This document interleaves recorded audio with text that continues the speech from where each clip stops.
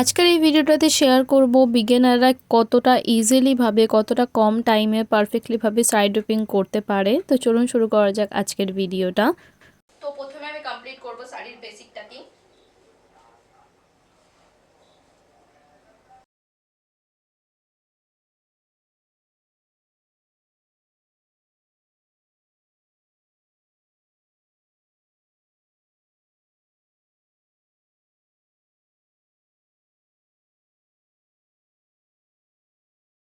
শাড়ির বেসিকটাকে আমি কমপ্লিট করে নিয়েছি আর হাইট অনুযায়ী করেছি। খুব নিচু করে আমি পরি না প্রথম কথা শাড়ি, কারণ অনেকেই বলে যে নিচু করে শাড়ি পরলে এটা অনেকটাই বেশি লম্বা দেখতে লাগে, বাট খুব নিচু করে শাড়ি পরলে হাঁটতে চলতে খুবই অসুবিধা হয়। তো হাইটের অ্যাকর্ডিং মানে আপনার যাতে পা দেখা যায় এইরকম ভাবে শাড়িটা পরবেন বা এইরকম ভাবে বেসিক টার্নিংটা কমপ্লিট করবেন।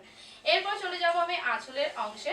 আমি চলে এসেছি একেবারে আঁচলের পোর্শনে আঁচলের প্লিট করার জন্য। তো আঁচলের প্লিটটা করার আগে আমি কি করব, আঁচলটাকে একটুখানি ফোল্ড করে নেব, কারণ দেখুন এই আঁচলের শেষ প্রান্তে টাসেল লাগানো আছে। এরকম টাসেল লাগানো আঁচলে কিন্তু আঁচলের প্লিট বানাতে একটু টাইম লাগে, খুব একটু ইভেনলি ভাবে হয় না। তো সেই জন্য আমি একটুখানি আঁচলটাকে ফোল্ড করে নিয়েছি। ফোল্ড করে একটা পার্ট আমি গুজে নিয়েছি ডান দিকের কোমরে, আর আরেকটা কোণ থেকে আমি শুরু করছি আঁচলের প্লিট বানানো। যেহেতু এইরকম ধরনের শাড়ির বর্ডারে দেখুন খুব চওড়া বর্ডার আছে, তো আমি বর্ডারের অ্যাকর্ডিংই প্লিট বানাচ্ছি, কারণ বর্ডারের থেকেও বেশি সরু যদি আঁচল করা হয় না সেটা অতটা ইভেন দেখতে লাগে না, বাট ওটা একটু ন্যাচারালও দেখতে লাগে না। তো সেই জন্য আমি বর্ডারের অ্যাকর্ডিংই প্লিট বানাবো, চাই ওটা একটু চওড়াই কেন না হয়ে যাক।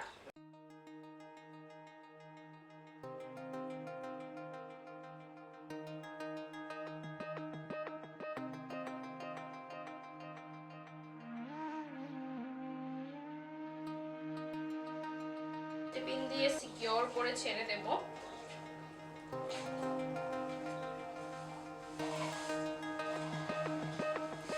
এরপর আঁচলের যে মাঝখানে প্লিটগুলো রয়েছে সেগুলো ওয়ান বাই ওয়ান অ্যারেঞ্জ করে নেব।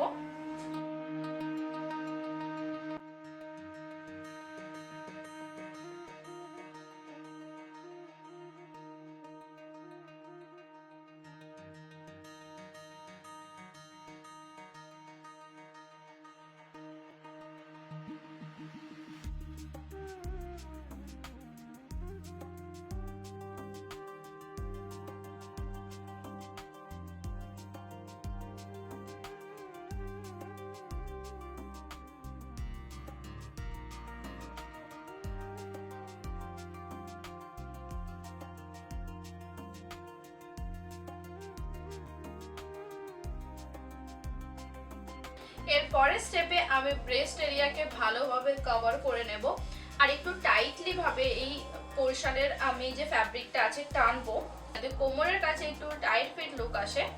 তার জন্য আমি কি করব, পুরো আঙুলটা দিয়ে এরকম ভিতরে হাত ঢোকাবো, আর এই বাকি চারটে আঙুল দিয়ে আমি এই ফ্যাব্রিকটাকে ধরবো, ধরে একটা পিন দিয়ে সিকিউর করে নেব।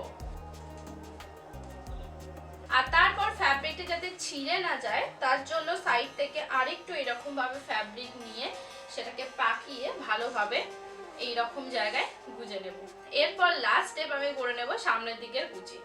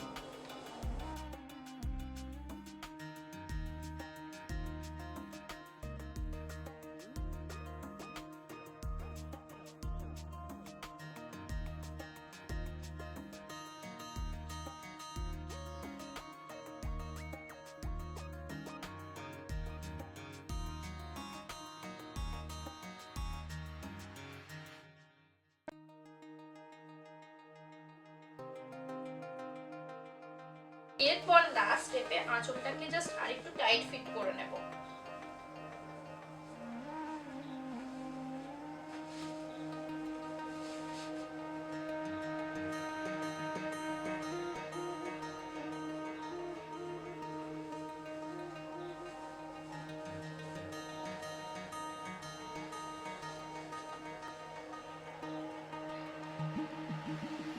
স্টেপ বাই স্টেপ এই কয়েকটা স্টেপ ফলো করলে কিন্তু ইজিলিভাবে যে কেউ পারফেক্টলিভাবে সাইড ড্রেপ করতে পারবে।